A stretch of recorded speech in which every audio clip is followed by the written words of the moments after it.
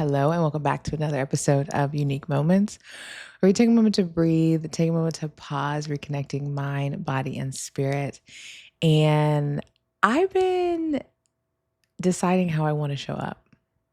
I don't know why, but things just feel different. Things feel different with my podcast specifically, with me specifically, but I don't know. I just was like, oh, I need to change something. Like, I need to switch something up. So, I'm going to start the episode off with a prayer, just with some gratitude. I've been starting my days like this, and it's been doing wonders for me. So, I just want to take a moment and thank God. Thank God for the day. Thank God for allowing me to have this space. Thank God for my podcast. Thank God for anyone who listens to my podcast and supports the podcast. Um, Thank God that it's not raining. It was raining yesterday. And it may rain. Even thank God if it does rain. We need rain. And thank God for the breath that I have in my lungs. Thank God for my limbs, for my eyesight, for my ability to see. Thank God that I have a roof over my head. Thank God that I have food in my fridge. Thank you, God, for friends, my connections. Thank you, God, for money in my bank account. Thank you, God, for nature, being able to go outside and to breathe in. Thank you for my vision, both eyesight and spiritual vision. Thank you for the ability to persevere and to continue and to wake up and to do it again and to get another 24 hours. I thank God for my wisdom and for my strength. I thank God for change. And I thank God for this moment. And may I be present and may I be aware and receptive and have fun. And may I be relatable, understandable to myself, to others who also receive me. And yeah, that's my prayer. Amen. So I want to start doing the episodes like that. I feel like it just gets me into like a present space. I don't know. I kept like going to record and it was like it just didn't feel right. Didn't feel right. And then one day, well not one day, like I was just praying and giving gratitude. I think I was writing in my journal. And I was like, I feel like I should be speaking this out loud. I feel like this would be more powerful to be spoken. So I've been starting my days like that and it kind of grounds me. So I think I'm going to start the episodes like that because I'm like, I don't know. I want to get on here and I have something to say, but it's interesting. So I started the podcast one for a space to just be present, to be present with myself, and then for others to also be present, not necessarily to do something or to watch something or to provide entertainment. Like, yes, but it's also like, it's just a space to be. It's just a space to be. And I hope that space grows. And I plan on being more intentional and consistently showing up because I notice when I don't show up for my podcasts, it's like something feels off. Like I feel off. But then it's like if the vibes aren't right, I feel like I can't show up. So yeah, we got to work on that. But I pulled the card for the episode, and the card we are pulling is resourcefulness. Everything you need is already within you. Don't doubt it, my love. You are more capable, more equipped, more looked after than you can ever imagine. What would you do today, right now, in this very moment, if you knew you could only succeed? There's no such thing as failure, dear one. You can only grow, you can only redirect. So forget about failure and ask yourself instead, how can you appreciate even more the resourceful being that you are? Wow. And it's interesting because I feel two ways when I hear things like that because it's like, duh. Like, it's like, duh, everybody's talking like you have everything you need, everything is within you, yada, yada, yada, blah, blah, blah. And not that that's not not that that's not right because people keep repeating it because it's true. But the thing that's like really annoying me is like, and granted, on the internet, you're only exposed to the things that you look at, like the things that you want to follow. I'm sure my social media feed looks way different than everybody's. Um, it's not toxic positivity. It's kind of like, okay, yeah, like I get it. I get it. I get it. Everyone's saying the same thing. I know that I have everything I need. I know that everything is already within me. Like, but it's like if you're still not at the goal, if you're still not at the finish line, like, I don't know, it just kind of sounds redundant and repetitive. So when I read that, it didn't get repetitive, but it's almost just like, maybe the word is repetitive. It's like you can only grow, forget about failure, but it's like, that's a real thing. That's a real thing. So I think what I'm learning about being resourceful is people are good, community is good to depend on, to count on, to work with, and to elevate and to collaborate. You need it, it's necessary. But I think I'm moving into a space where it's more like I'm my resource. You know, God is the um, unlimited resource. But when you plug into that, then you can be self sustaining. And I think just looking for more resourcefulness within yourself as much as you can, right? I do think at a certain point we do need other people to help us in ways that we are either struggling or not equipped or maybe just not as good in. I think we need people for sure. But I think I'm working on being a resource to myself, unto myself, instead of for others. Also for others because people need it, but I don't know. I think you have to save some energy for yourself, some energy and some resources for yourself. Okay, so for the episode, um, so the recordings weren't hitting. I don't know why. They just weren't. They just weren't. And so today, I'm gonna do an episode about authenticity versus truth.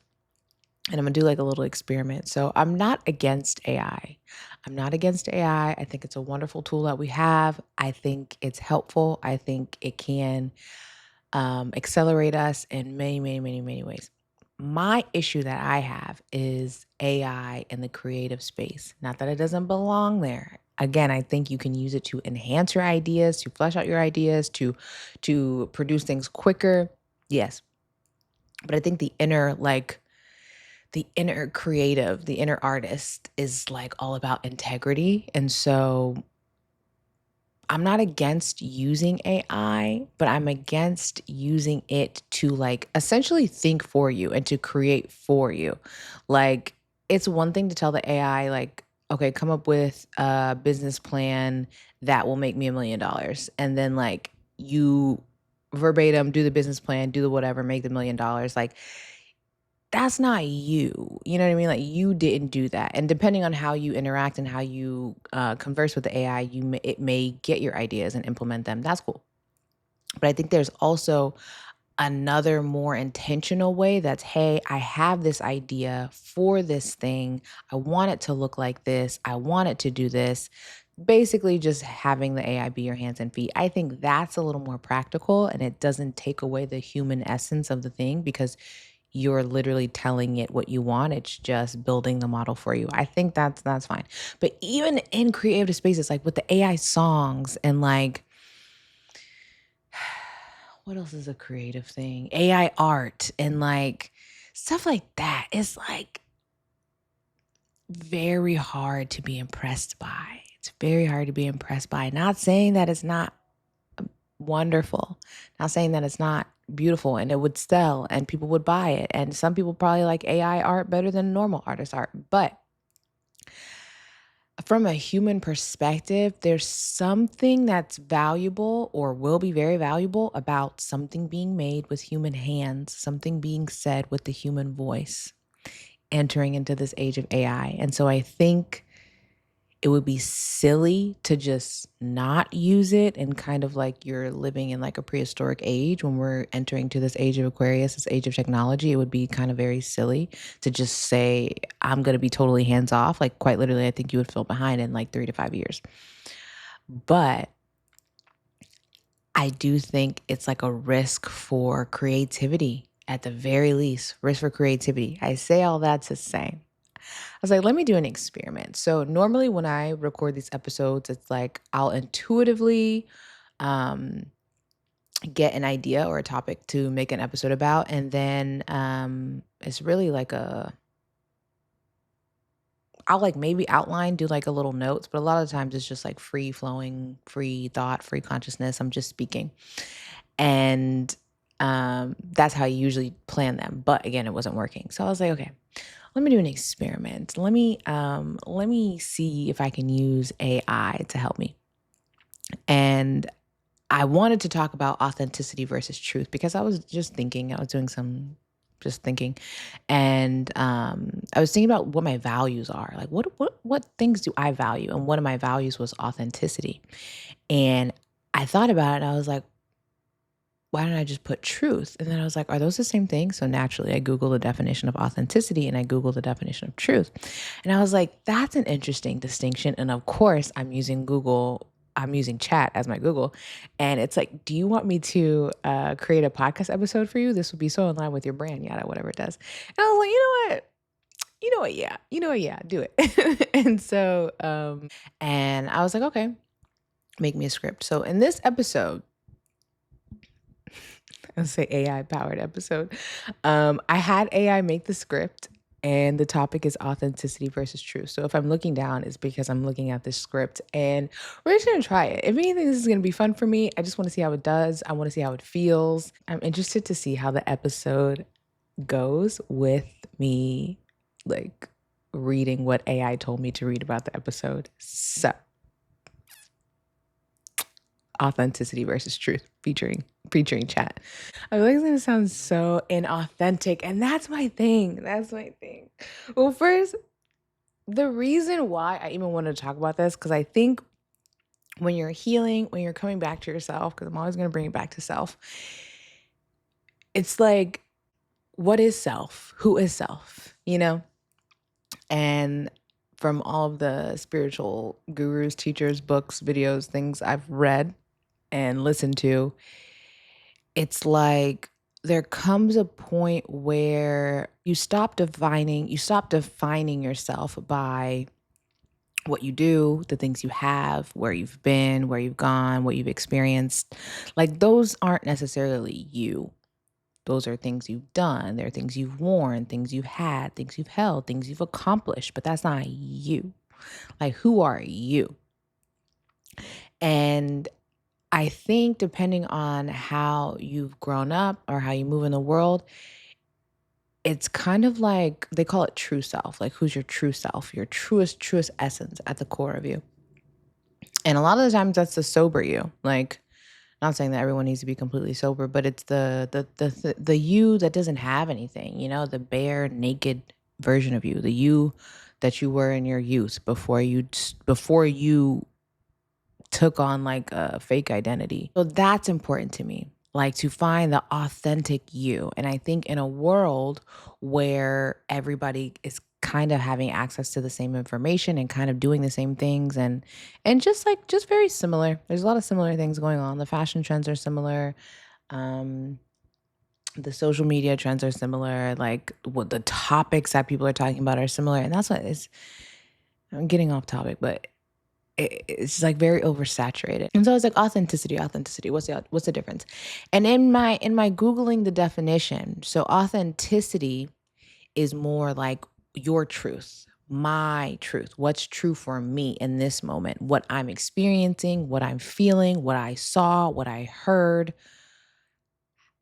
what is my truth? That is authentic to me, that's real to me. But truth is objective. Truth is logical. You can't argue with truth. Like a relationship example. What's authentic to me? Say someone's not replying to my text message because they're at work or they're doing something. To me, I feel like they're ignoring me. Like that's authentically how I feel. That's my truth, you could say, is that this person is ignoring me. But to them, they are working, they're doing a project, they're doing something else. So they're not ignoring me, they're just busy. And like that's the truth of the matter. So I'm gonna read the script. I feel like this is gonna feel so weird, but we're gonna see. We're just gonna see how it goes. Okay. So something I've been sitting with lately, and it's the difference between authenticity and truth. I don't know. It's just for a long time I thought they were the same thing. I don't think I thought they were the same thing. I always thought that authenticity was just kind of like your uniqueness or like your own individuality, originality, and truth is like objective truth.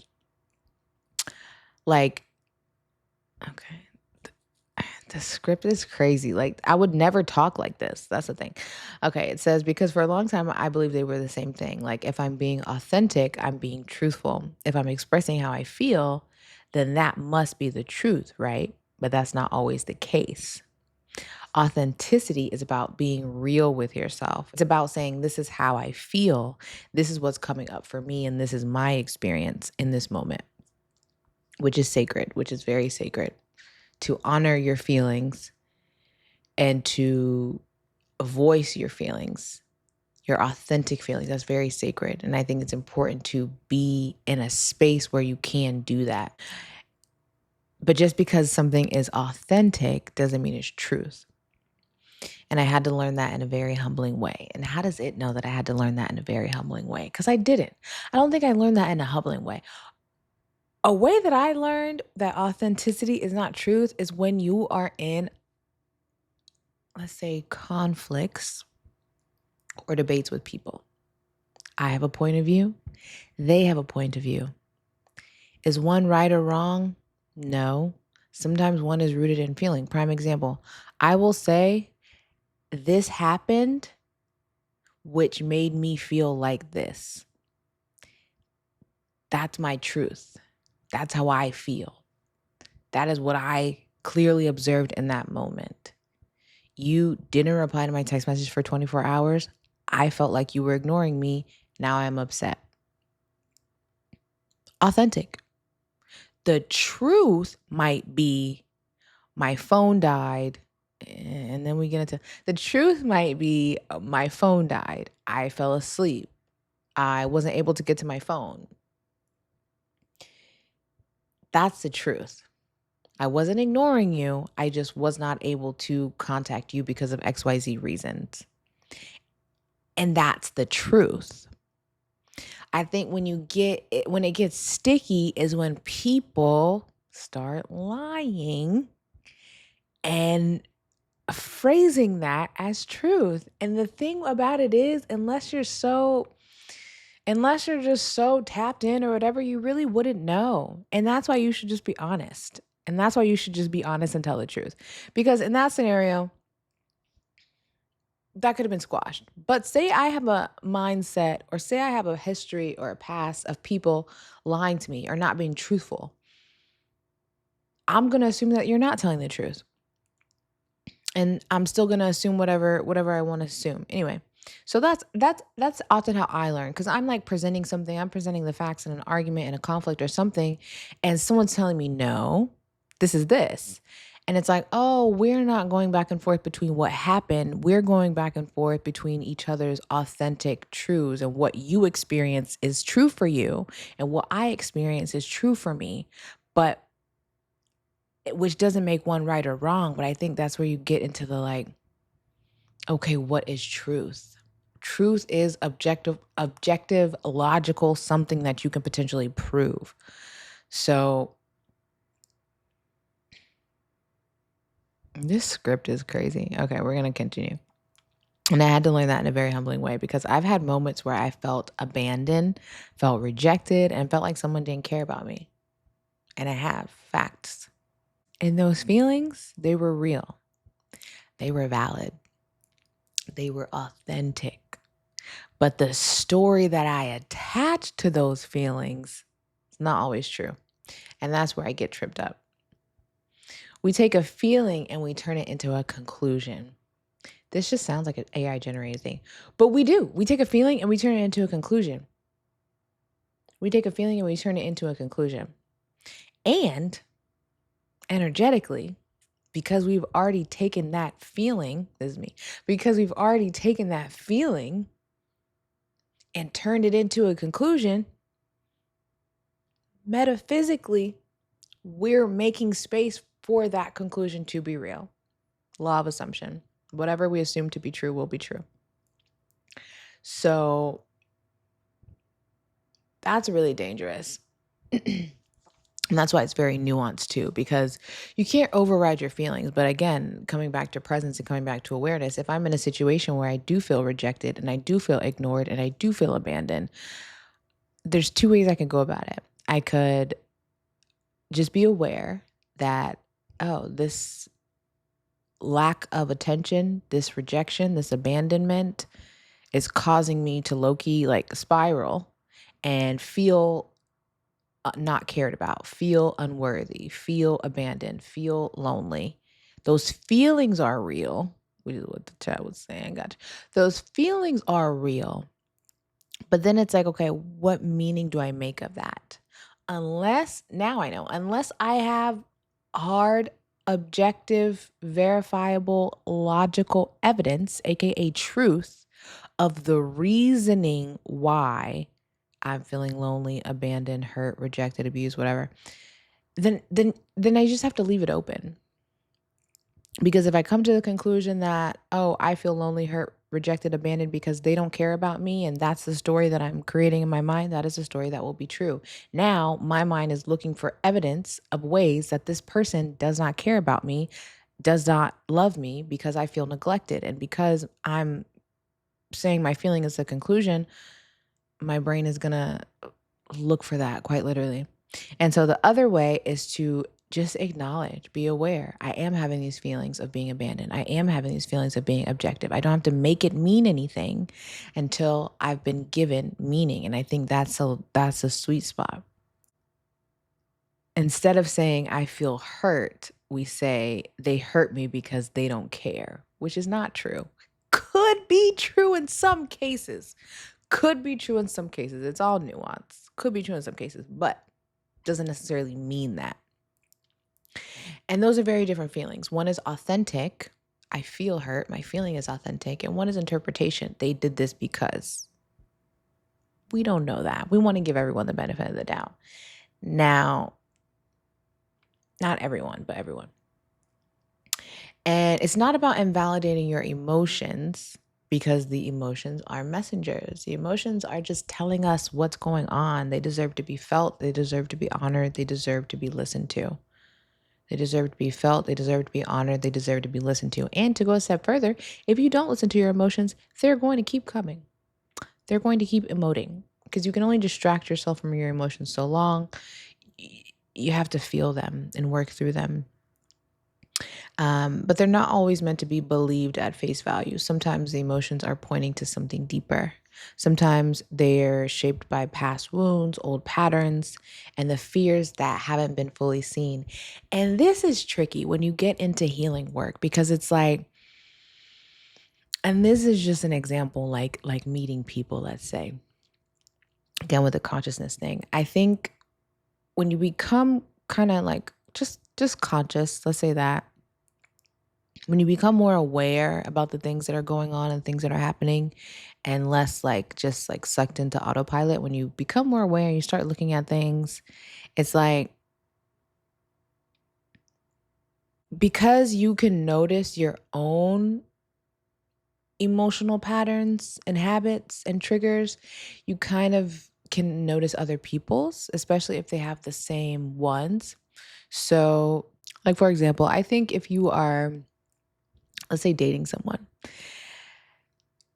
you can kind of tell their past like traumas or like relationship experiences by the way they like speak to you. Like some people, like let's say texting, for example.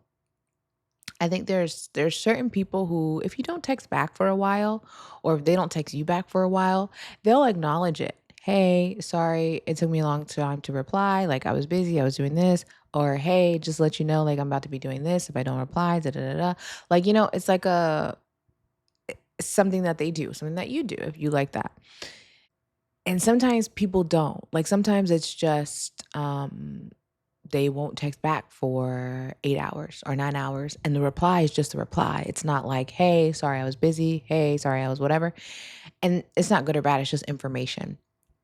And I think from like certain like little patterns like that, and it's not our job to be a detective, but for the purposes of the episode, little patterns like that just kind of tell you, oh, okay, like if someone's doing that to me, hey, I'm about to be in the meeting, like I'll text you later, or hey, can I call you back? Da, da, da, da, or da da da. Just very what's the word? Like communicative. Like they're just very transparent with what they're doing. That could come from, oh, I know how it feels to be on the receiving end of someone who doesn't update me and someone who is not considerate. So I'm going to do that for my partner. Or a situation where it's like a traumatic thing and they had to update someone they've previously dated or talked to every hour on the hour, what they were doing, where they were going, who they were going to be with.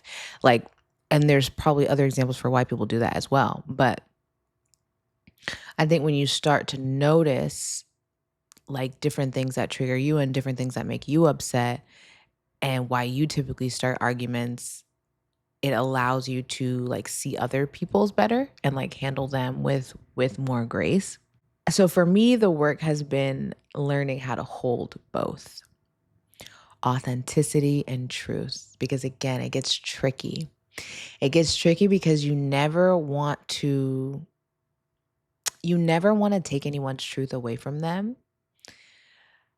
But with the way that the world is and with the way that people are, unless you know for a fact, without a shadow of a doubt, or maybe you give people the benefit of the doubt. I'm a very like I trust you until you give me a reason not to, versus like you have to earn my trust. Like you do to a certain extent, but it's like if you have done no harm to me, I've done no harm to you. I have no reason not to trust you until you give me a reason. So as soon as you give me a reason, as soon as you give me a reason. But I think um it's tricky because you never want to take anyone's authentic truth away from them, but that's where you get into the gaslighting. That's where you get into because if I tell you, hey, I feel this way and this happened, and you're telling me, no, no, I didn't. No, I didn't do that. Like you're seeing what you want to see. You're listening how you want to listen. You have selective hearing. Oh my God, what a trigger word. You like stuff like that. And what's crazy is that's gaslighting behavior. And that's why a lot of gaslighters don't even know that they're gaslighting because that's not what they're trying to do. They're simply just trying to say that your authentic truth and what you experienced and what you heard from them and what you felt from them was maybe not what they were intending, was maybe not their authentic truth, was maybe not what they wanted to portray or convey to you. And I think you just have two different perspectives of the same situation going on. And so the gaslighter, usually it's just not great communication skills. Because you can say, "Oh no, I didn't mean it like that." Or no, "Oh, this was my intention." Or this is what I was meaning when you can like there's so many ways to clear that up, but I think it becomes toxic when you just start shutting someone else's truth down and it's like you can't tell me I didn't see what I saw. You can't tell me I didn't hear what I hear. You can't tell me I didn't feel what I feel just because you don't or just because that's not what you meant to do. Like we have to hold both things and learn to say this is how I feel and I'm going to honor that, but also let's slow down and look at the truth objectively to see what's going on and ask questions because the truth is grounding. Truth is clarifying. Truth doesn't spiral the way unchecked emotion can. So, what I'm getting from this is that truth is just grounding. It's like, this is what it is. Like, it is what it is. The feeling piece of it all, very authentic, very raw, very real, but doesn't necessarily make it true. And I think real growth, real emotional maturity comes from being able to sit in the space that's in between. Okay, okay, okay. When you're not suppressing yourself, but you're also not letting every feeling dictate your reality. And I think that's where I am currently. I think that's where I am currently. It's like I notice a lot of things, I feel a lot of things, but it doesn't necessarily have to equate to meaning. Especially if you're like an empath or you're sensitive to energy and you can feel like shifts and you can feel things. It's like, I know my feeling is not incorrect because quite literally I felt a physical sensation in my body, in my stomach, in my gut, in my however you feel it. I felt it. And that's true for me. But is being able to pause, to take a second, to be aware, to kind of consider all the options and factors and say, okay, what does this mean? Does it mean anything? Doesn't have to mean anything.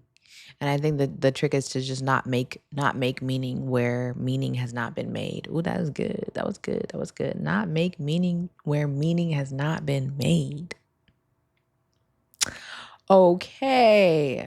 You're present enough to feel, but aware enough to question. Present enough to feel, but aware enough to, that's chat's version, I guess. You're present enough to feel, but aware enough to question. And honestly, that space, it's uncomfortable, but it's also where your power is because you're no longer just reacting to life, you're relating to it with intention.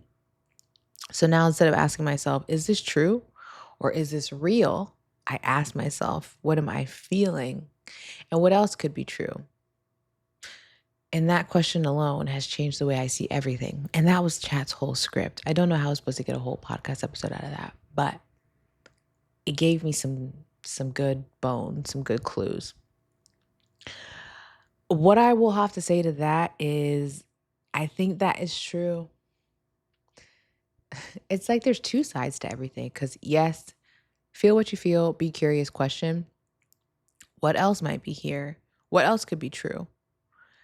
But I think when you start to give people too many benefits of too many doubts, it causes you to question yourself almost. Like, did I feel what I thought I felt? Is my intuition really intuiting? Or is this just in my head? Am I just making it up? And if you're not careful and you get around people who play on that, that's where the gaslighting happens. That's where you start to doubt yourself. That's where you start to doubt that you're feeling anything at all. And that's where you start to, when you do get a red flag or when you do get an immediately like intuitive hit of slow down here, don't do that, don't talk to them, da da da. Da. It's like, you're like, oh, like, let me just be curious. Like, which is not always a good thing. Sometimes you really know people's intentions from the very beginning and you don't need to be any more curious about it. And that's the discernment. Everything is discernment. And at that point, it's like, okay, well, this is not for me. I'm going to move on. But I think there are times where, especially I think the relationship matters. If I just met you a week ago and I feel like you said something to hurt my feelings, like I'm not just going to take it and run with it, you know? Like I may address it, I may ask it, hey, you said this. What did you mean by that? What did you mean by that? Um, and then, getting a feel for like how they answer and what they say and what they do. But if I've known you for 5 years and you say something kind of in like a playful, jokey tone, but it's like, what did you mean by that? Just like being rude, being mean, like talking down to me, I would kind of probably trust that feeling because I know you and I know who you are. So, but I would still ask and be curious. But when you make excuses, and this is what happens with people who you've dated them for a long time, or you've been friends with them for a long time, it's like you kind of can't see that they actually don't like you and they're actually not your friend and they actually could care less about you because of the way they speak about you and the way they joke about you and the way they talk about your appearance and the way they talk about where you are at in life. Like, and you think, oh no, they don't mean that. Like, surely they don't mean that. Like, Surely they don't mean that because they wouldn't do that to hurt my feelings. But no, they do. And you have to move accordingly. And so, yeah, authenticity versus truth. I think the goal is to get into a relationship with people where you don't have to question what they mean by things, where they literally mean what they say and they say nice and positive and lovely things about you. And there's no need to decipher versus what did you mean by that? How am I taking this way? This made me feel this way, but maybe they didn't mean it this way. Like it's all too much. It's all too much. Well, I think that is all I got for today. And until next time.